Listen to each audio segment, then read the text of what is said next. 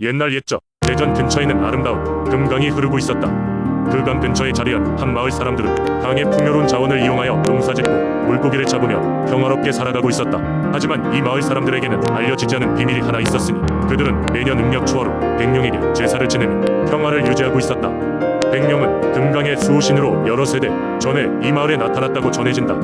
그 당시 가뭄이 계속되어 마을 전체가 위험에 처했을 때 백룡이 하늘에서 내려와 강물을 채우고 비를 내리게 하여 마을을 구했다고 한다.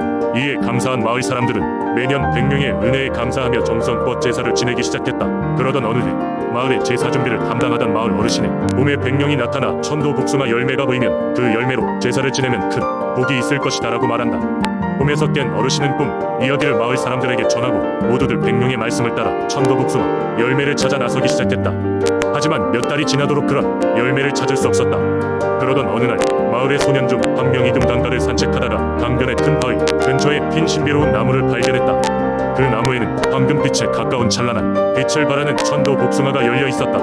소년은 이 열매가 백룡이 말한 천도복숭아임을 확신하고 그것을 가지고 마을로 돌아왔다. 마을 사람들은 천도복숭아를 손에 넣은 것을 기뻐하며 그 열매로 성대한 제사를 준비했다. 제사 당일 온 마을 사람들이 모여 축제를 열었고 백룡에게 감사를 표했다. 그러자 갑자기 하늘이 맑아지고 강 건너편으로 거대한 백룡의 모습이 나타났다. 백룡은 기쁘게 미소짓으며 말했다. 너희의 정성과 믿음을 보았다. 이제 이 마을은 더 큰 풍요와 번영이 있을 것이다. 그날 이후로 금강은 더 이상 홍수가 나지 않았고 농작물도 잘 자라 마을은 점차 부유해졌다. 천도 복숭아의 전설은 대전 일대에 널리 퍼져 그 이후로도 수백 년간 마을 사람들은 백룡의 제사를 성대히 지냈다. 그리고 마을의 어르신은 이 이야기를 후손들에게 전하며 백룡에 대한 감사와 존중이 마음을 잊지 않도록 하였다. 이렇게 천도 복숭아와 백룡의 전설은 대전의 민속신앙 중 하나로 깊이 자리잡게 되었다. 두 번째 이야기 옛날 백제의 왕도 익산에 미륵사라는 장엄한 사찰이 있었다. 미륵사는 대지의 평화를 가져오기를 바라며 세워진 곳으로 그 중심에는 아름답게 솟은 목탑이 있었다. 이 탑은 천상의 신비한 힘을 담고 있다는 소문이 돌았고 이 때문에 미륵사는 많은 이들의 발길이 끊이지 않았다. 그러나 어느 날 미륵사를 지키고 있던 수호령이 갑작스럽게 자취를 감췄다. 수호령은 미륵사 전체를 아우르는 신성한 존재로 사라짐과 동시에 정체를 알 수 없는 재앙이 엄습하기 시작했다. 급기야 농작물은 자라지 않고 사람들은 병에 걸려 쓰러지기 시작했다. 미륵사의 승려들은 이 사태를 해결하기 위해 밤낮으로 기도를 올렸지만 아무런 변화도 일어나지 않았다. 그때 한 젊은 승려가 꿈속에서 밝은 빛을 보았고 그 속에서 한 목소리가 들려왔다. 탑의 심정을 찾아라. 그리하면 모든 것이 제자리를 찾을 것이다. 그 승려는 깨어나자마자 다른 승려들에게 꿈 이야기를 전했고 모두는 탑의 심장을 찾기 위해 머리를 맞대었다. 탑의 심장이란 무엇인가에 대해 고심하던 중 미륵사의 가장 오래된 문서 중 하나에서 이상한 기록이 발견되었다. 그 기록에는 하늘과 땅이 만나고 사람과 신이 하나 되는 곳에 심장이 숨쉬리라 라는 문구가 적혀 있었다. 이를 본 승려들은 이 문구가 가리키는 장소를 찾기 위해 미륵사 구석구석을 뒤지기 시작했다. 오랜 탐색 끝에 그들은 탑의 지하 깊은 곳에 숨겨진 비밀의 방을 발견했다. 방 중앙에는 마치 사람의 심장 모양을 닮은 신령스러운 보석이 놓여 있었다. 승려들은 이 보석이야말로 탑의 심장임을 직감했고 보석을 원래의 위치로 돌려놓았다. 순간 탑 전체가 눈부신 빛으로 휩싸이더니 사라졌던 수호령이 모습을 드러냈다. 수호령은 자초지종을 설명하며 자신의 힘의 일부가 보석에 담겨 있었다고 전했다. 보석이 미륵사에서 벗어나면서 재앙이 닥친 것이었다. 수호령의 힘이 돌아오자 땅은 다시금 풍요로워졌고 사람들은 건강을 되찾았다. 이 일 이후 미륵사와 탑은 더욱 신성시되었으며 수호령의 보석은 미륵사의 성물로 자리 잡았다. 이 전설은 익산 사람들에게 전해져 내려오며 미륵사의 탑은 오늘날까지도 신비로운 기운을 느끼게 하는 곳으로 남아있다. 세 번째 이야기 옛날 옛적 남해안에 위치한 아름다운 섬 완도에는 바다를 수호하는 애신이 존재한다는 이야기가 전해져 내려오고 있다. 완도의 바다는 풍요롭고 아름다웠지만 종종 거센 파도와 예기치 못한 폭풍으로 인해 어부들에게 큰 위험을 초래하곤 했다. 전설에 의하면 오래전 바다가 매우 혼란스러웠던 시절 완도의 어부들은 매일같이 고대 넣어 활동 속에서 생계를 이어갔다. 그들은 바다가 주는 풍요로움에 항상 감사했지만 때때로 찾아오는 폭풍은 그들의 배와 생명을 위협했다. 마을 사람들은 이를 해결하기 위해 무엇을 해야 할지 고민하기 시작했다. 어느 날 마을의 가장 지혜로운 노인이 꿈을 꾸었는데 꿈속에서 신비로운 여신이 나타나 말했다. 나는 이 바다를 지키고 있는 해신이요. 매년 첫보름달이 되는 밤에 바닷가에 제사를 지내며 나는 너희의 안녕과 풍요로움을 지켜주겠다. 노인은 이 꿈을 마을 사람들과 나누었고 모두는 해신의 말을 따르기로 결심했다. 마을 사람들은 첫보름달 밤 가장 신성한 날로 삼고 바닷가로 나가 해신께 제사를 지내기 시작했다. 그들은 바다에서 얻은 가장 귀한 해산물과 잘 익힌 곡식으로 차린 음식을 차려 놓고 해신께 감사의 기도를 올렸다. 이 제사는 가면 갈수록 점점 커지며 마을의 큰 축제가 되었다. 어부들은 파도가 잔잔해지고 풍성한 수확을 얻게 되었으며 점점 바다는 그들에게 관대해졌다. 얼마 지나지 않아 완도의 바다는 어부들에게 있어 풍요의 상징이자 생명의 기반이 되었고, 마을 사람들은 해신의 은혜를 잊지 않기 위해 해마다 제사를 성대히 치렀다. 각기 다채로운 공연과 널 춤이 마을 곳곳에서 펼쳐지며 이 축제는 섬의 관광 명소로 발전하게 되었다. 이렇게 세월이 흘러도 완도의 사람들은 해신의 이야기를 이야기꾼을 통해 전해 들으며 곤란한 상황 속에서도 서로 으쌰으쌰를 잊지 않았다. 그들의 바다에 대한 사랑과 존경은 해신에 대한 믿음 속에서 더욱 깊어져갔다. 전설의 해신은 여전히 완도 바다를 지키면서 사람들에게 높은 파도 속에서도 용기를 불어넣어주고 있다고 믿어진다. 그래서 오늘도 완도의 어부들은 푸른 바다로 나아가면서 바람을 맞이하며 해신의 보호에 감사를 표하며 고기를 낚고 마을 사람들은 일몰이 되면 천천히 바닷가로 향해 바다의 생명과 기적을 기념한다. 이것이 바로 완도 바다와 그 민속, 신앙이 전하는 하나의 오래된 이야기다.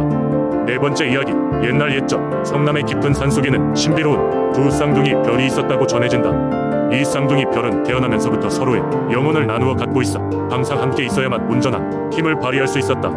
이 별들은 하늘에서 보는 사람들에게 희망과 용기를 주는 존재였지만 사람들이 잘 알지 못하는 이유로 인해 지상으로 떨어지게 되었다. 어느 날 성남의 한 정화된 연못가에 있는 깊고 고요한 숲속에서는 쓰러지는 울의 소리와 함께 쌍둥이 별이 지상에 내려왔다는 전설이 전해졌다. 이 별들은 떨어질 때 강한 빛을 발하며 숲을 밝혔으나 연못 근처에 이르러서는 빛을 거두고 작은 돌이 되었다. 사람들은 이를 연못의 신의 징조라 믿었고 항아리를 시작으로 물병에 이르기까지 이 별돌의 조각을 담기 위해 애썼다. 하지만 시간이 흐른 후 별들이 떨어진 자리는 기억 속에서 잊혀져갔고 그저 성남 신화의 한 부분일 뿐이었다. 그러나 그 땅에 살던 한 젊은 여인 소희가 어느 날 꿈속에서 신령의 목소리를 듣게 된다. 숨겨진 쌍둥이 별을 찾아 함께 하늘로 돌려보내거라. 너의 가족과 마을에 우병이 축복이 내릴 것이다. 소희는 깨어나자마자 이 신령이 계시를 믿기로 마음먹었다. 소희는 성남의 깊은 숲을 찾기 위해 마을의 장로들에게 이야기를 했고 그 장로들은 연못의 전설을 조용히 전해주었다. 소희는 적당한 물병을 준비하여 연못 옆 숲으로 홀로 찾아갔다. 주변은 고요하며 제법 험난한 산길이었다. 낮이 되어도 숲속은 해가 들지 못하는 곳이 많았으나 소희는 끝까지 나아갔다. 며칠 후 소희는 드디어 농난길을 지나 마침내 쌍둥이 별 돌이 잠들어 있던 전설의 연못에 도착하였다. 그 연못은 자신만의 별빛을 품고 있어 낮에도 은은한 빛을 띠고 있었다. 소희는 별의 돌 조각을 찾아 들고 사람들이 주목받을 만한 큰 상자에 조심히 담아 마을로 돌아왔다. 마을 사람들은 소희가 이룬 일을 찬양했고 장로들은 그녀의 노력에 감사를 표했다.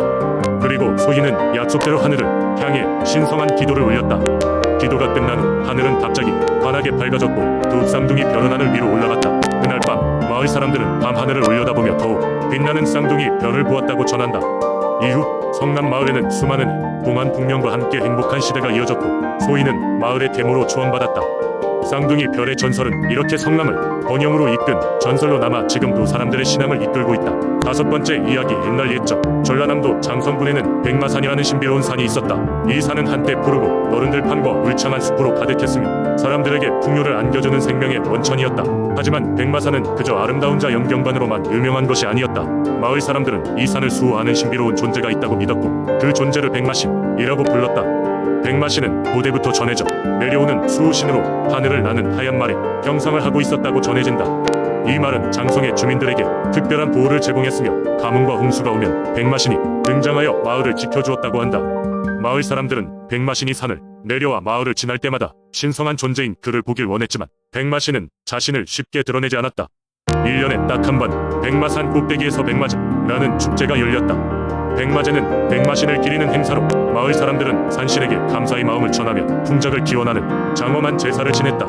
축제 기간 동안에는 백마산 정상에 올라가는 것이 허락되었으며 사람들이 정성스럽게 준비한 제물을 바치고 장대한 춤과 노래로 신을 경배하였다. 전설에 따르면 백마신은 순수한 마음을 가진 사람에게만 모습을 드러낸다고 했다.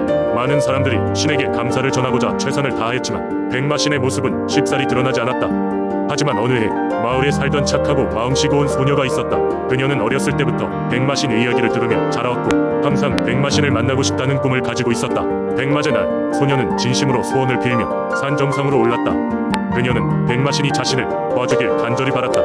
그 순간 하늘이 붉게 물들며 큰 바람이 휘몰아쳤고 산 정상에는 하얀 말이 내려왔다. 진짜 백마신이었고 소녀 앞에 서서 자애로운 눈빛으로 그녀를 바라보았다. 백마씨는 소녀에게 말하지 않아도 모든 것을 알고 있다는 듯 고개를 끄덕이며 그녀의 마음속 소원을 들어주겠다고 약속했다. 백마신과의 짧은 교감 후 소녀는 자신에게 주어진 사랑과 지혜를 마을에 전파하기로 결심했다. 그 후로 장성 마을은 더없이 평화롭고 풍요로운 시기를 맞았다. 사람들은 이 모든 변화가 백마신의 은총 덕분이라 믿었다. 이 이야기는 오늘날까지 장성이 주민들 사이에서 전해져 내려오며 백마사는 여전히 장성의 수호신으로서 주민들에게 큰 신뢰와 사랑을 받고 있다. 백마신은 보이지 않는 곳에서 여전히 마을을 지키고 있으며 사람들은 백마신의 존재를 느끼며 살고 있다.